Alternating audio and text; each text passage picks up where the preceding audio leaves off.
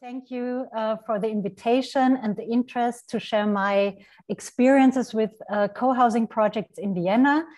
Michael already gave a good introduction and overview about co-housing, but also the German situation, which is, of course, always a bit different in different countries. So I hope to be able to give insight into the Viennese situation in co-housing.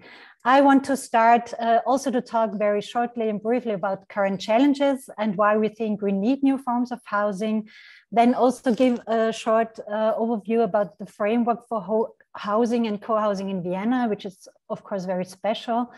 And then show briefly two case studies. Our first co-housing project, we developed the Wohnprojekt Wien and then Gleis 21, and to also show they were finished in a span of several years, what changed in co-housing in Vienna in this time.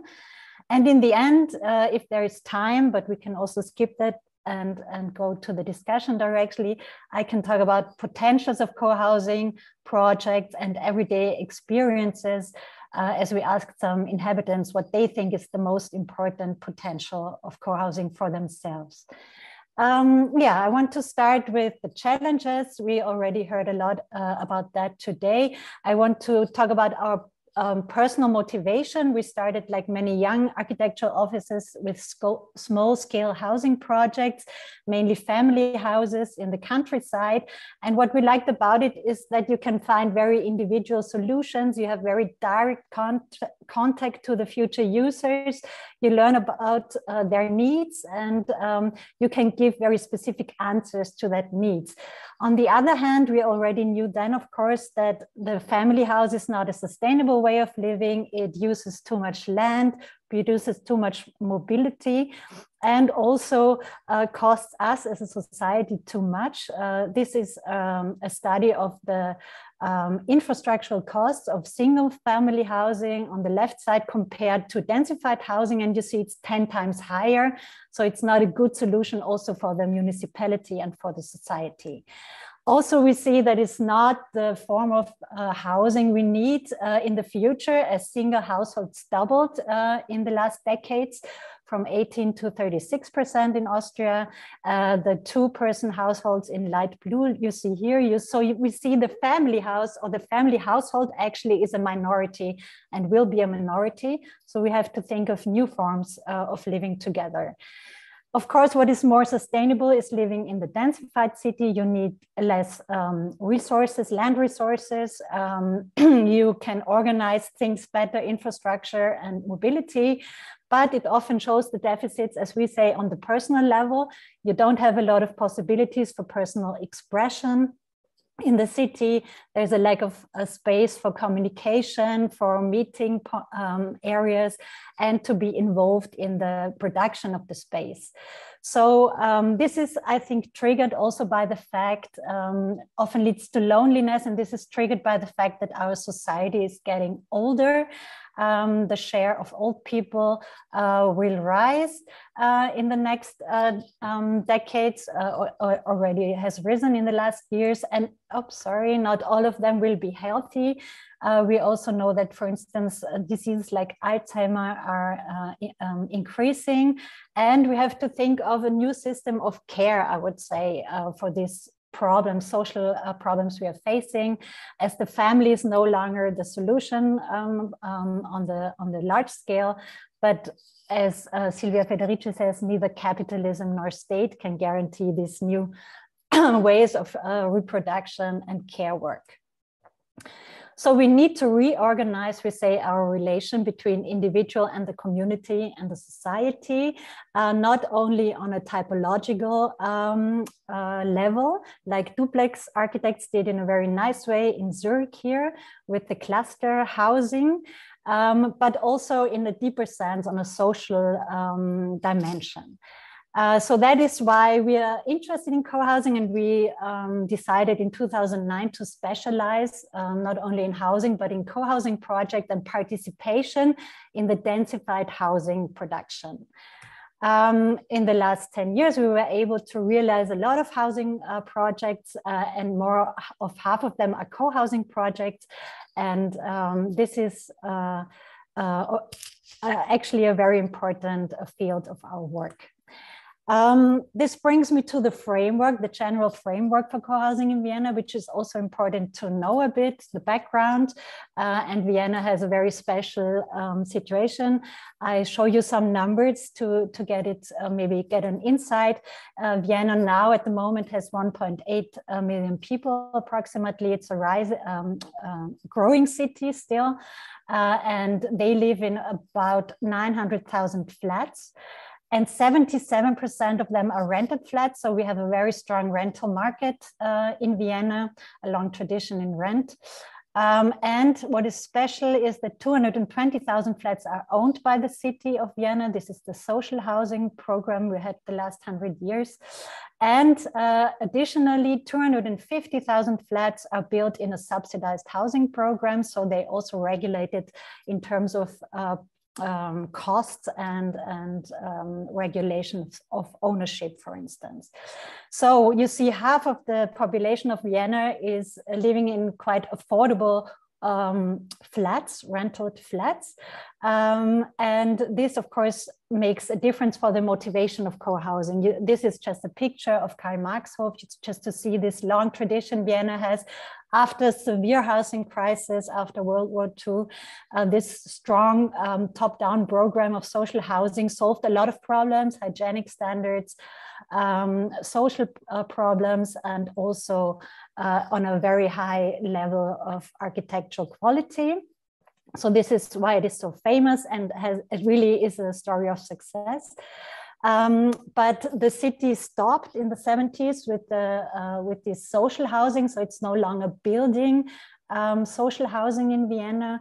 But the subsidized housing production is made by what we call non-profit developers, mostly cooperatives that build the subsidized housing, let's say, for the city of Vienna, but they are then also the owners of these subsidized housings, mostly. This subsidized housing most of the time is developed through special developer competitions, where you have to form teams to apply for a site that is owned by the city of Vienna in most of the cases. Vienna has a big amount of properties still. And they have to build project teams of developer architects, landscape architects, sociologists very often, and engineers. And they have to deliver an entry to this competition, which is judged in an overall assessment by a 4-pillar system regarding social aspects, the quality of architecture, economic aspects. You have to fix the price during the competition already, and ecological aspects. So you see, we already have a very good system in the subsidized housing and social housing that takes in glance all the aspects of sustainability, economic, social, and environmental aspects. But you also have to see, and then maybe each system also has deficits, that is a very strong top-down development of housing. Here you can see it in an ironic sketch by Gustav Peichel. So these developers are building the houses, and the future users are kind of the consumers of this housing production. And this, of course, is maybe not the best way for very complex challenges we are facing, and very dynamic situations we are facing in the future. So what we think is that you not only have to take in regard all these aspects of sustainability, but you also have to change the way our planning processes are organized. So from a very linear top-down planning, where urban design comes first, then architecture, and then the user comes in as a consumer, to more dynamic bottom-up planning, which is more adaptive and also gives what we can say a collective wisdom to the processes from the beginning. That is actually why we thought co-housing is an important tool to trigger this dynamic bottom-up processes. it has been defined already. What we understand as co-housing is that these projects are co-initiated and co-created by the future users. And they mainly have two goals, to build together and or live together. I would say in Berlin, it started more by the affordability problem, to build together, to have possibilities to build cheaper.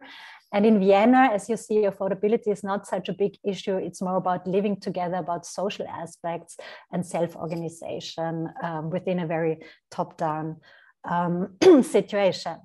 So co-housing projects in Vienna most projects are subsidized housing projects. Most of them are collective ownership. They don't have, as I said, economic advantages to subsidized housing mostly. And since 2012, there are also special co-housing competitions. I will talk about that later. Now, let me come to the case studies. I want to start with our first co-housing project. We started in 2009, Wohnprojekt Wien.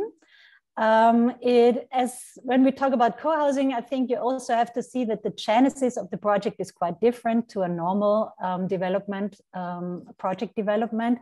It doesn't start with a site and a design, but it starts with a group of people that create a vision of how they want to live together. They set goals like individuality within community or sustainability goals.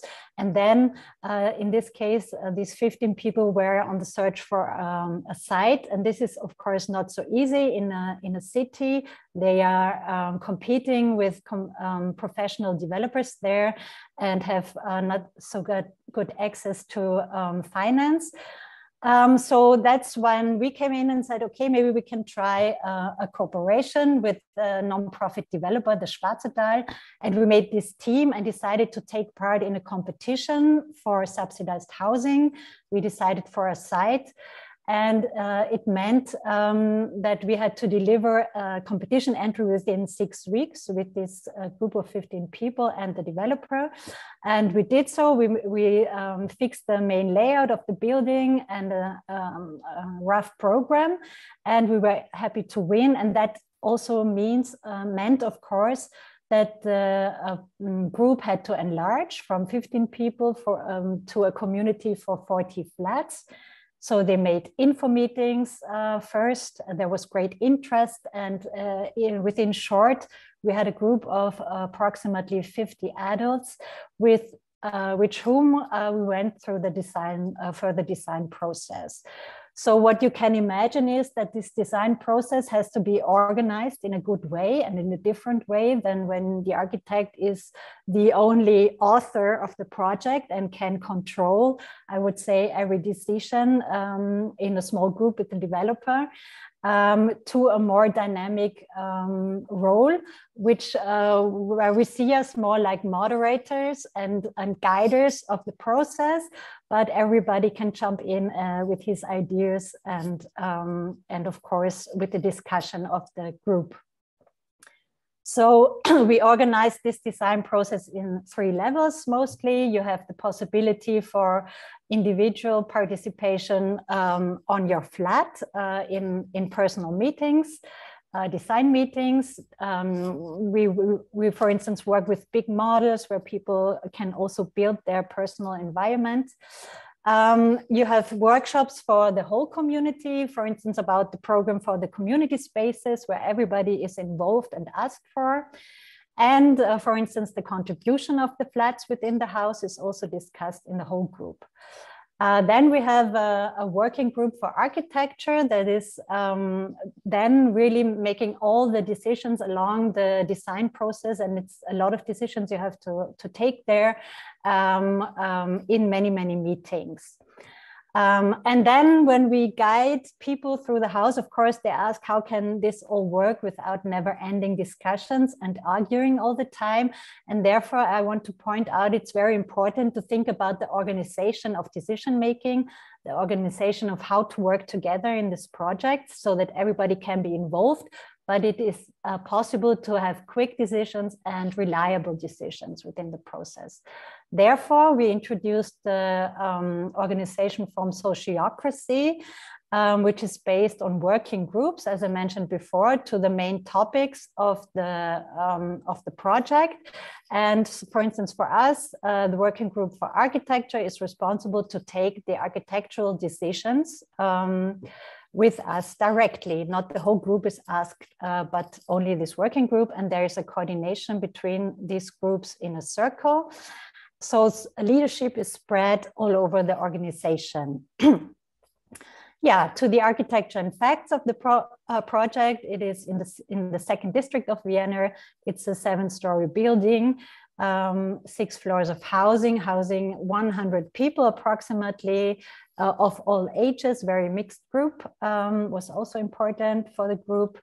They live in 39 apartments organized along a central hallway. Each apartment is different. We have very small apartments, shared apartments, and they are always are designed to the specific needs of the users. Therefore, we had to not to design a fixed building, but a system for that is flexible for adaptability and this participation. So we fixed what is the fixed parts, but also what is flexible for the participation within the architecture. We don't only have housing there, it's also 350 square meters of office and commerce, mainly people that live there also work there, but not only. For instance, we have a grocery store and cafe that also contributes to the neighborhood that is run by people from the house. We have, and this is of course the heart of the project, 700 square meters of community spaces. Here, a large event space in the basement of the project that is also rented out to others. We have a workshop in the basement for sharing items and skills. We have a community kitchen there for instance, having lunch together or parties, children parties. Next to it, there's the children playroom where you can see the children through a glazing, but you do not have to hear them. And you can also look below to the event space. So this is the vision of the communicative architecture you see here. And also the best places, the whole rooftop is for the community. There is a sauna, there is a library, there are guest apartments, rooftop garden. So really a lot of benefits in the community spaces. You have to know before you start to design your private apartment, which you can make maybe more compact then. Yeah, and then mobility was an aspect. We have a large bicycle storage for 116 bikes in the ground floor, accessible directly from outside. There's a car sharing, which is also run by the group. And we have community gardens, urban gardening outside, also shared with neighbors of the surroundings. As I mentioned before, also this project is a shared ownership. So each member of the group is in one form owner as part of the association and tenants in the project, and has to give back the flat to the association. So it's not able to sell it or give it directly to another person. Yeah, and that brings me to the second case study, just very short, because in many aspects it's very similar, but in some aspects it is different. What is different in the first run is that it is the winning project of such a co-housing competition I mentioned before. And in a new urban area close to the new central station of Vienna. It started in 2015, this competition, and it was finished in 2019. You see this urban area to the new main station of Vienna, so very central, and you see here the colored parts of it, and the yellow parts are actually 4 sites that were reserved by the city for co-housing, for this co-housing competition. So groups could apply for this site in a 2-level competition. So they were seen by the city already then as pioneers of a new urban development to promote diversity, social interaction, and generate lively neighborhoods. So they were not only asked, this is again the core group, for a social program, a group concept, but they also had to build a team. It's also part of a subsidized housing program. And they also had to design a program for the ground floor that would live in this new area and would contribute to the city life in this new area. The group of Gleis 21 decided for a cultural program, cultural and social program with a music school, a big event hall, for instance, and a cafe and restaurant. So all this again was designed and discussed with the group. And this project that we also managed as sustainability also was a big goal of the group, to make it in a timber construction. We had these difficulties in combining timber construction and flexibility, you see here. Yeah, this was the challenge we took in this project actually. You see the construction, you see the ground floor with its public functions, the event space and the bar and restaurant in front of the park. And over the courtyard, you can reach the music school in the basement. Yeah, you see here this cultural hall is run by the group, was financed by the group, but not only, there was also a crowdfunding where future neighbors were involved. And the program started very intensely, but was stopped by Corona, like many things at the moment. Yeah, then the project consists of 34 flats with access over an open portico. Again, each apartment actually is different. You see here this portico that is not only access, but also balcony and meeting point. And you see that all the common rooms are on the attic in this case. You have a big rooftop garden, a community kitchen, and so on again. So here the community is based on the attic. Yeah, here a view from the park. And let me see, maybe just a few words to the potentials to end my presentation. I feel what you have to see is that with the development of co-housing, you don't only produce the hardware, the house, but you also are contributing to a software for living, building communities. Actually, it's what we call in our technical terms, the software of the house. And this is already made within the design or built up by the group within the design process. And what you also get is an orgware, because the community is defining an organization that will help them to live together and work together in a good way. So it's these three parts actually where co-housing, I think, can contribute for a really sustainable way of housing.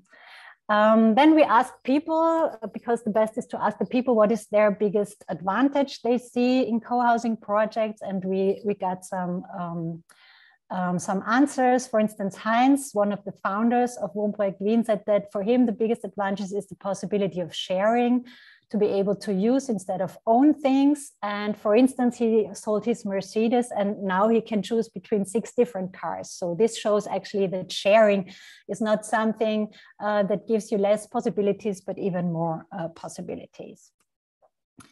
Then Lizzie, as a single parent, is very happy with the everyday lunch we normally have at Wohnprojekt Wien. Also our office, but also people from the house, which makes, of course, every day nicer and easier. You have to see that you have access to so much more space in this project, but also time resources, as there are, for instance, older people that have maybe time for babysitting, and you are part of a caring community, which is very refreshing. Also, you have many possibilities of cooperation, new forms of working together. For instance, Veronica, she's actually retired, but is part of the team that runs the grocery store and cafe at Wohnprojekt Wien. So for her, this is a new way of working in her retirement, very relaxed together with others, and it keeps her young, she says. Yeah, this is also what you see, the potential of hybrid forms between gainful employment and unpaid work. That will be maybe a big question in the future with digitalization and other crises. How can we organize ourselves also in these respects? And in the end, I want to show this very funny slide that you see that the caring work, the cleaning, for instance, can be a funny task if it is a common task. And this also is kind of reprogramming this site we have maybe on cleaning, and everybody's involved, also the children, so everybody feels useful and is happy with that. And for Michaela, for instance, the aspect of solidarity is very important. So to not only do this for yourself or for a small group, but also to be solidarity, to have solidarity with others. For instance, there are apartments for people in need in the Wohnprojekt Wien that are subsidized by the group. So it also gives you opportunities, other opportunities for solidarity than when you're alone and on your own. So in general, I would say the big advantage of co-housing is that it doesn't only produce square meters, but it really produces more love per square meter.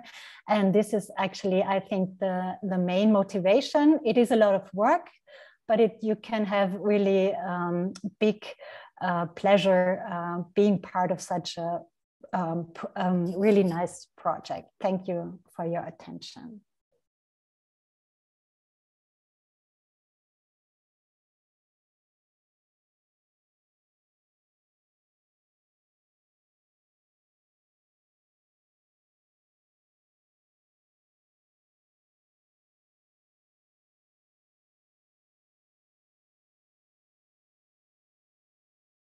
I think what is the difference to hippie communities is maybe that they are not so ideologic, I would say, and they are better organized, I would say, and they have a different balance between individuality and community. So I would say it's it's a more pragmatic way of community than the hippie movement, where you had strong political impact, of course, and less ideological. What they share, and this is directly related to that, often they share, it's very different people that come together. Mostly they don't know each other, or some of them know each other, but then people come because there is a site, there is a project, and people are interested. So most of them don't know each other before. And therefore it is important that they, before they start the program, create a common vision. That's very important also for us as architects, that we know what is the common sense, what can they agree on, is the goal with the project. And only if this is very clear, I think you have a good guideline through this whole complex process. Also in case of conflicts, you always should orientate yourself on the big vision. If you have doubts what decision you should make, the vision should guide you. And this vision is different from project to project, but it's important that is clarified in the beginning. Also for other people to join the project, to know what maybe things, ideas should they share with this community, that it really works. So often this vision, of course, is about a vision of community life, but also sustainability aspects, ecological aspects like sharing. So it's it's very diverse, I would say. So I hope you answered all the questions. In short, there's a lot of discuss there, of course. Maybe later.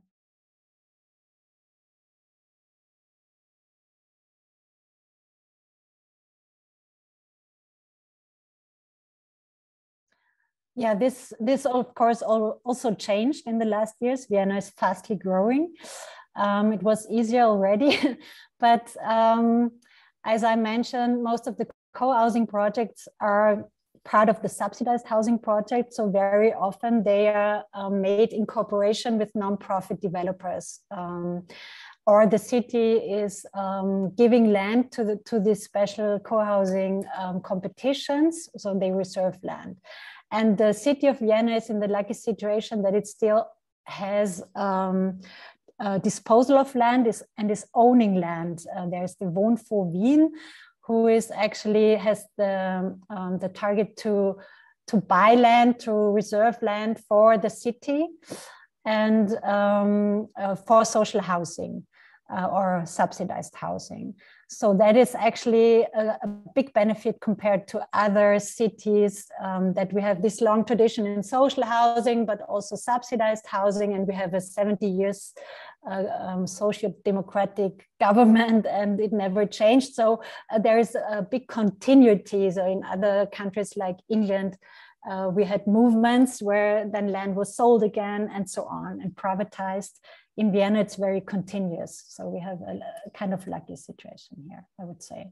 But still in the last years, I have to say, it's getting more difficult, and private groups couldn't compete with developers, with professional developers on the free market. So it's very important, the role of the city for these projects. Yeah.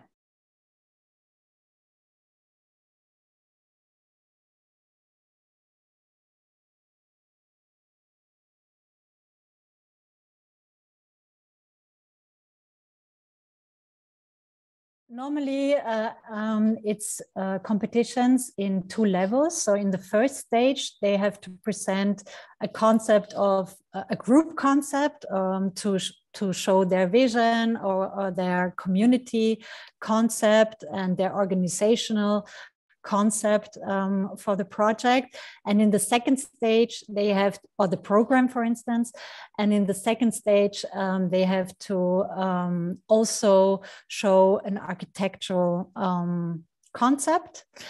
But in the second stage, often there is no second tenant anymore, as a second project anymore. So in the first level, they choose the best community project, and then the group has to develop the architectural concept together with a project team, and it is more like a quality proof to show then also the architectural project to a jury that will see if this also is a high quality project on that respect.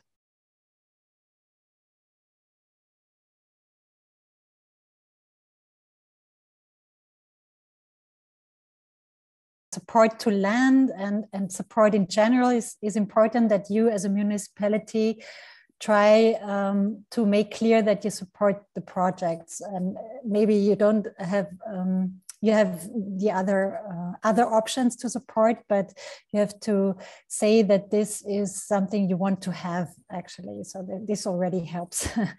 And then I think cooperation is very important. Also, Michael pointed out that it's something where many people have to be involved to develop such projects, so that you have a good project team and a good team for the project. And for if you as a person are interested in these projects, I think the first thing is that you speak out your wish and share your ideas, and try to find others that share your ideas, because together it's much easier and you will go through the obstacles easily. So don't hold back, I would say, is the first step with this wish. Yeah.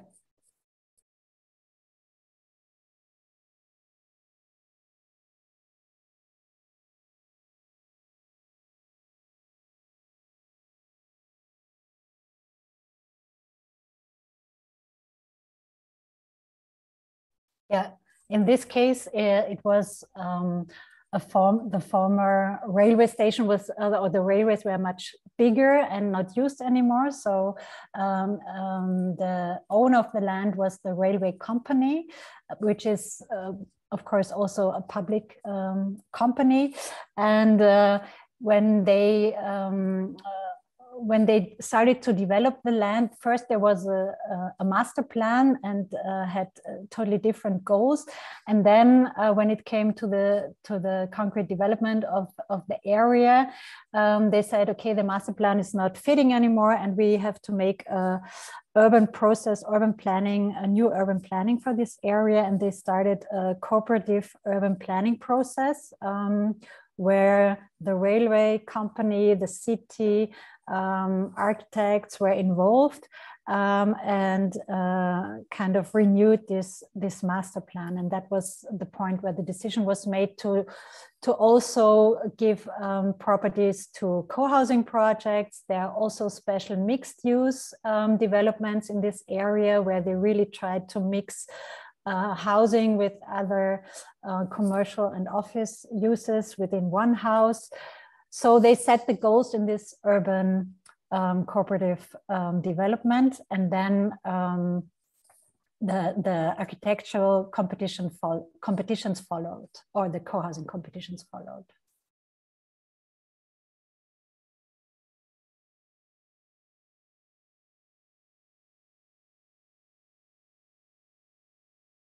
A question for the development around the central station of Vienna, I think. And with neighborhood, I guess you mean the whole new urban area that was developed there. Well, actually, the decision by the city was to have this co-housing project. And as I mentioned before, also mixed use, special competitions for mixed use developments in this area. And what was interesting was that we had 4 co-housing or 5 co-housing projects in the area, and then this mixed use developments. They were not too much coordinated in the beginning, but what was built actually was strong networks, because the future users were involved very early, and also the commercial or users were fixed very early.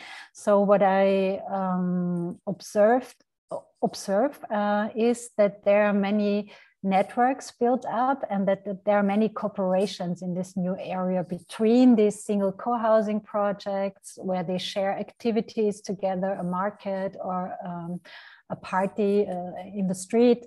And also that because there's this strong network, there is a big exchange if a space is free, a flat is free there, and so on. So maybe, I don't know if this was your exact answer, but I feel that if you have a lot of bottom-up initiatives within an area and a very bottom-up development, not only in housing, but also the other uses, that it's getting a very lively area with a strong exchange and network between the single parts of this area. It's more likely to happen, I would say.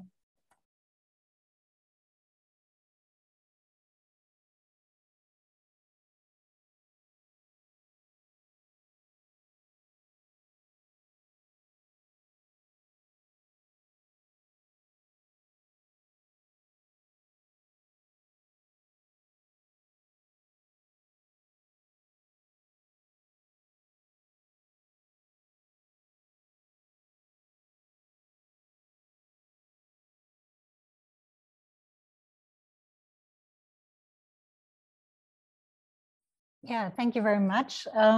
Very good questions. I think the first one, to this role of the architect, the role is, of course, different, I mentioned, and there are different roles also, and not always the architect takes all of these roles. Sometimes they're also moderators of the participatory planning process. Sometimes they are not. Sometimes they have other people helping them in that.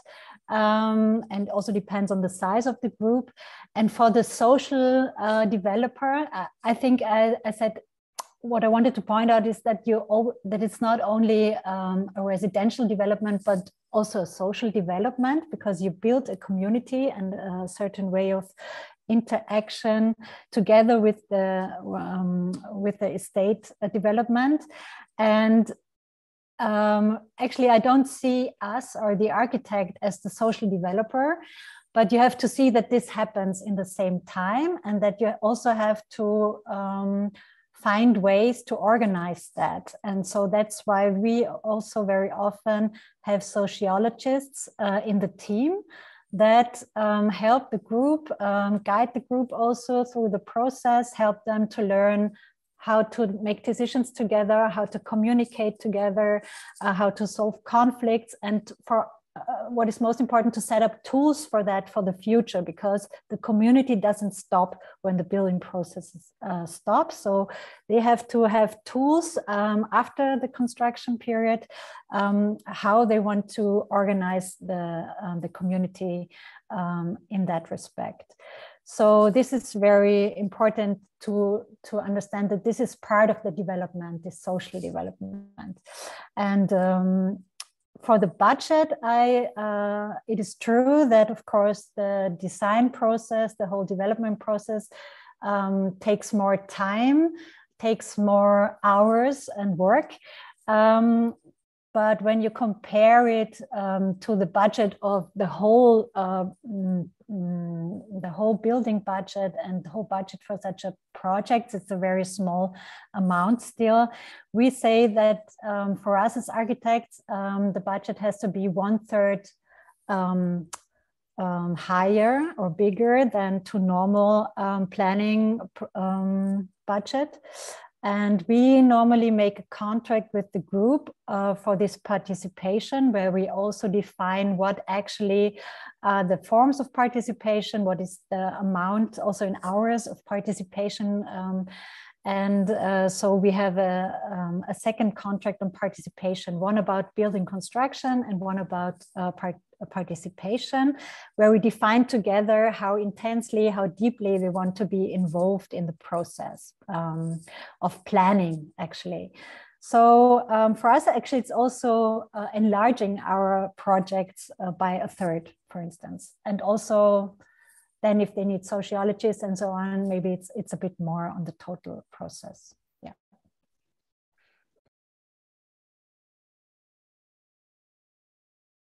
Vlastně mě jenom přijde jako zajímavé uvažovat nad tím, že můžou být některé náklady třeba větší v průběhu plánování, ale zase si třeba zmínila v té své prezentaci o jakoby významných úsporách v průběhu toho životního prostě cyklu nebo toho života v rámci toho bydlení.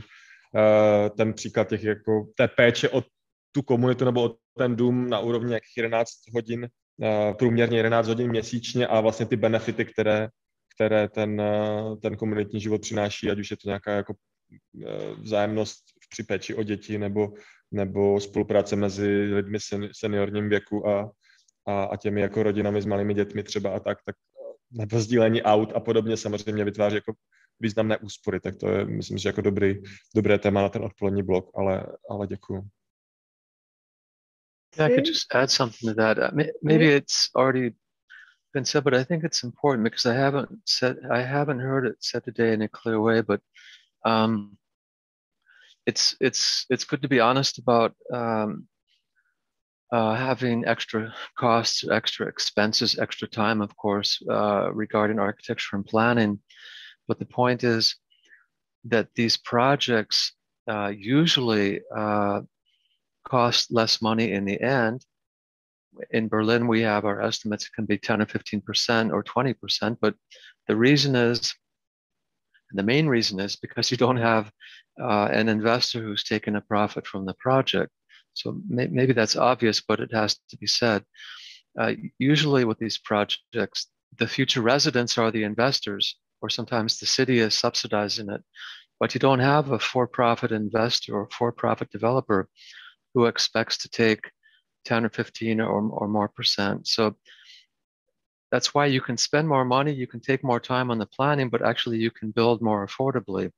And one last point with that, when you have a group of people, a community who is building for themselves for the most part, they will also watch very carefully at how much money is being spent. So they won't ask the architects to spend more money that's not necessary. So with this user orientation, yes, you can take more time in the planning. That is an expense, but in the end, well, I mean, this is maybe it doesn't always work that way, but usually you can have a better product and it can be more affordable. I think that needs to be said in the favor of this idea of participatory housing. Thanks. I agree on that, and I want to add that when you look at the total costs of a building, the planning costs are only 3 to 5% of the total budget you need. So it's if it costs a third more, it's not a lot in total.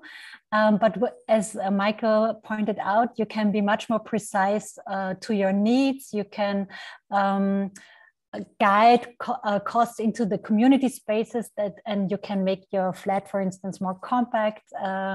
So there are many, as Jan also pointed out, possibilities for sharing that actually will make your daily life cheaper in the end. And that is, I think, what we have to take in consideration when we talk about costs. It's the living costs and not so much the building or planning costs that are a one-time investment, but the big investment is how much you need for everyday life.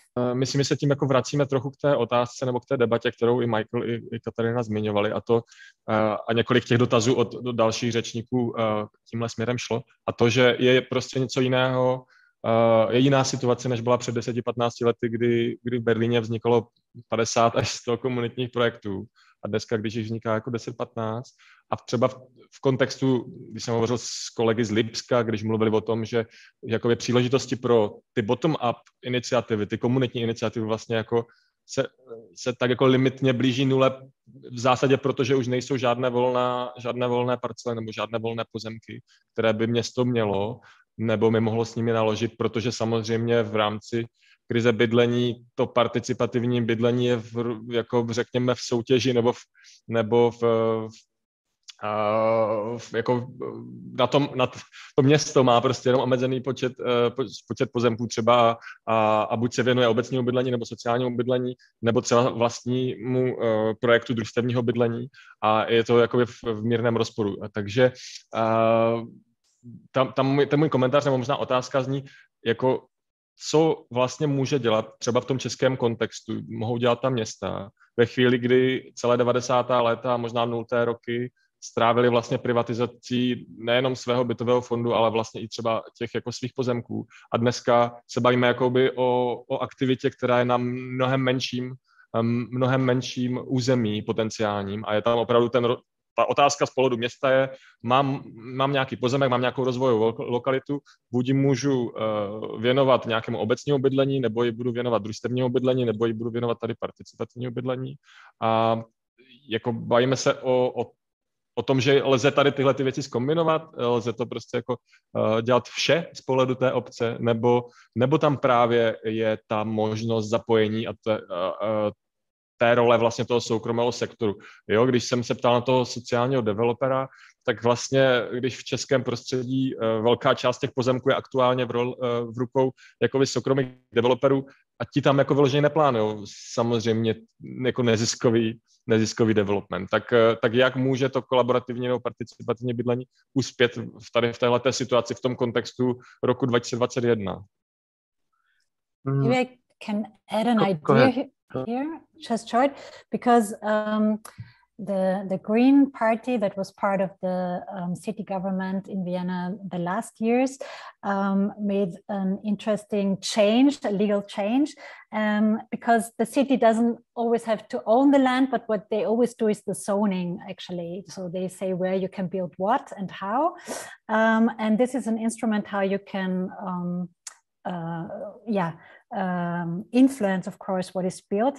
And they made a new law there where they say in every part property where you have they made a new zoning for housing and said that 1/3 on this property has to be social housing, and social housing means or subsidized housing means that the property costs are limited to that part, so that it is getting more affordable.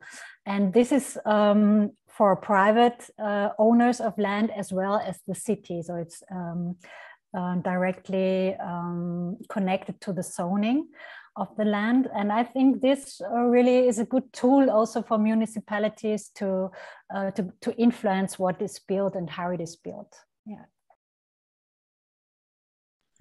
Then I'll just add to that. I think number one, and most importantly, and that's what you're doing in Prague and in the Czech Republic now, is you're working with a public discussion of housing or participatory housing, and of the opportunities and the challenges. And we're in a democracy. It's not easy, but the value of something like participatory housing really has to be argued and made clear. And it's a very big challenge, but we see this discussion going on in many cities, including Berlin and Vienna. The values of community housing, dealing with some of the biggest challenges of our time, like loneliness, dealing with challenges of an aging society, dealing with challenges of affordability, dealing with the challenge of having to be more resilient. So we're talking about the pandemic, but also the climate crisis. And it's clear to a lot of us that what we call participatory housing or co-housing can't solve all of the problems of a city or a country, but it can certainly help, and it can show some very innovative and good solutions for some of these big challenges that a city can learn from. So I think it can very much be argued, but it has to be argued, and this is a political struggle we have. Otherwise, some things have already been mentioned. I think Katharina was saying sometimes we're just talking about instruments, and a city, when it has land, okay, a city can buy land like they're doing in Vienna and in Berlin, and then a city doesn't have to sell this land, but it can lease the land. This makes it more affordable for the community housing projects because they don't have to buy their own land. And finally, for the community housing projects, because quite often we're talking about smaller projects, they need to find bigger partners. So things like foundations or like larger housing cooperatives to help these housing projects develop. So those are just a few thoughts on your question, Jan.